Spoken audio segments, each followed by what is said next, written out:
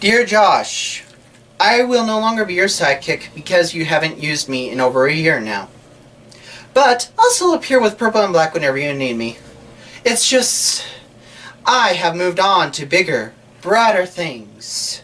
Sincerely yours, Cookie. What bigger, brighter things? Rock, paper, scissors.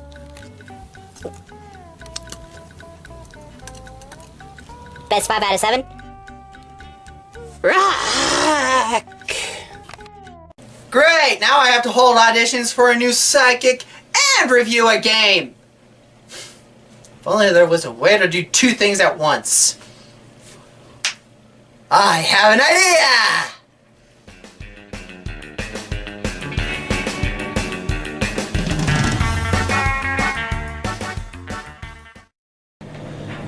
Today's game review will tie into what I'm doing to look for a new sidekick. This being, we'll be reviewing Lights, Camera, Pants.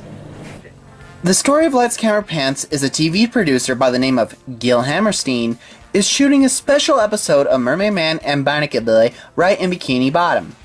So he has various town scouts holding auditions to find out who will get the coveted super villain role, as well as a few minor roles to be filmed.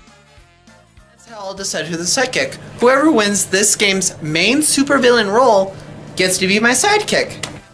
The playable characters in the game are Spongebob, Patrick, Squidward, Sandy, Plankton, and Mr. Krabs. To begin, you select the character you want to play as first, along with the difficulty. Then you set the CPU characters and their difficulty. If you have a friend, they pick up the characters they want. The finalists for my auditions and the characters they will be playing as are Ninja Greninja will be playing Plankton, SpongeBob will be purple, Patrick will be black, and Squidward will be pink. How did we get picked? I don't remember getting picked for anything. It really feels predetermined. And I don't even care for SpongeBob. Well, I needed something to continue on from the last set of videos I made. So, we're going with this idea. Also, the game never explains how the 6 playable characters got selected. So neither do I! Plus, do you want to go back to that crazy manager who never listened to you? He got you there. Fine, I'll play along. In the game, there are a total of 8 areas, each with 3 auditions, with each audition lasting about 3 minutes. The goal is to win each area to get enough popularity points to get the supervillain role. By filling out the smaller roles each area represents, such as a police officer, a conductor, and a lookout as examples. Now, for the sake of time, I'm not going to cover every audition, but I'll cover what I can. To begin, we are in the Krusty Krab, and each of the mini-games revolve around a restaurant theme, such as this audition where we have to flip Krabby Patties to our partners and flip theirs to the customers behind you, and vice versa, while avoiding the green Krabby Patties.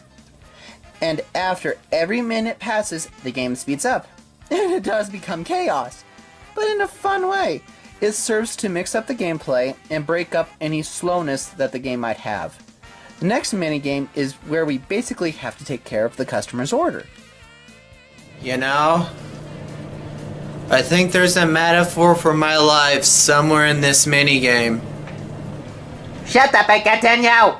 No, you shut up! Next up is this audition where you have to literally blow your butt up and fart your way through a race to the finish line at Goo Lagoon. Okay. Who took the drugs? After Goo Lagoon, we make our way to Mrs. Puff's boating school.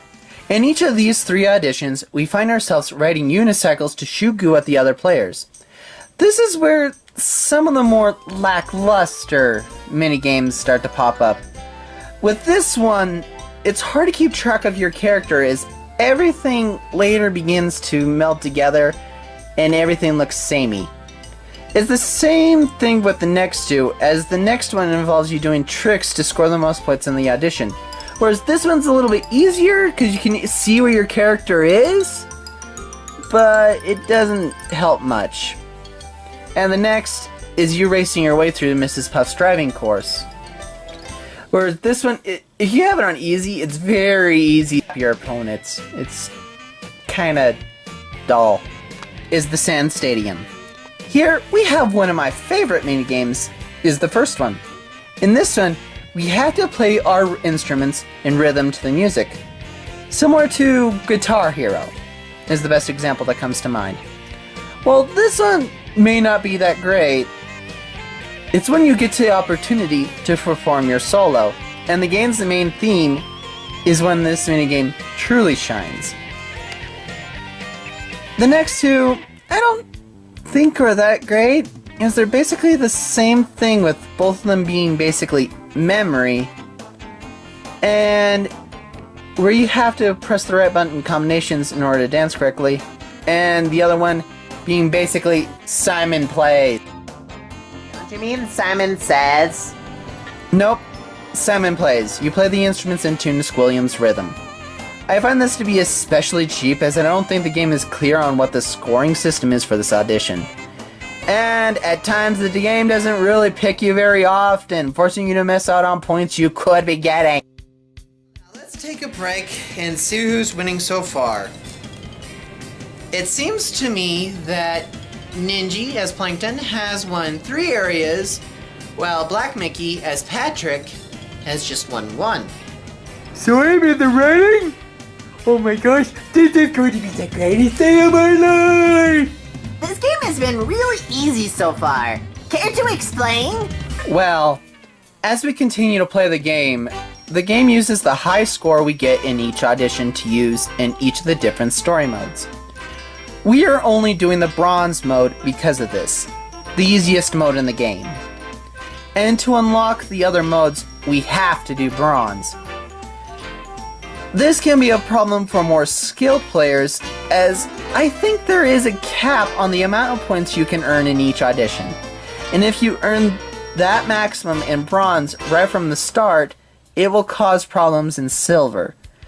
To fix this, what I think the developers should have done was have all the modes unlocked from the start, if not at least have different set of high score points for each of the different story modes, to create a fair challenge for everyone, rather than using the player's high scores from a previous mode. Well, that would explain it. We are doing auditions in Jellyfish Fields. These minigames, however, I find to be very slow and tedious. Each of these 3 are done in a way that doesn't mix it up very much. The most of the things that it does is do things like whirlpools, more jellyfish, and king jellyfish. Even then, it doesn't do anything. They're very easily avoidable. We have to go to jail.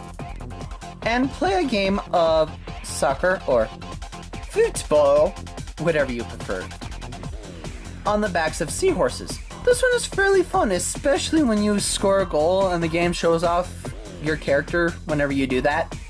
It's very satisfying when you see it. Finally, we're in downtown Bikini Bottom. The last minigame is the most fun to play. What you have to do is you and a partner have to swing peg to peg using momentum to do it. Whoever gets the most pegs on their side of the building is the winner. However, miss a peg, you'd be sent off flying careening toward the ground. This ain't so bad though, as you could do this. Whee!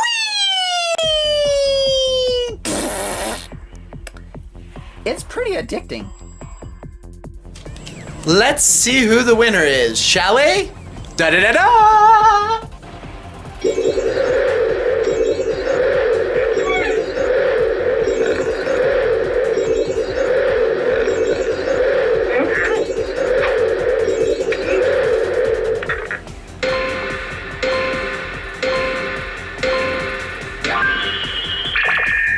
Ninja Greninja will be my new sidekick! Hooray! That's just great. Now what? Now we get to see the final episode of Mermaid Man and Barnacle Boy. After we finish each of the areas, we get to see our character and the role they won in that specific area. And then once we've finished all the areas, we basically get to see an 11-minute episode of Spongebob. It's a cool prize for completing the story mode. After all that, though, is the game worth playing? Even though you could get an 11-minute episode of SpongeBob?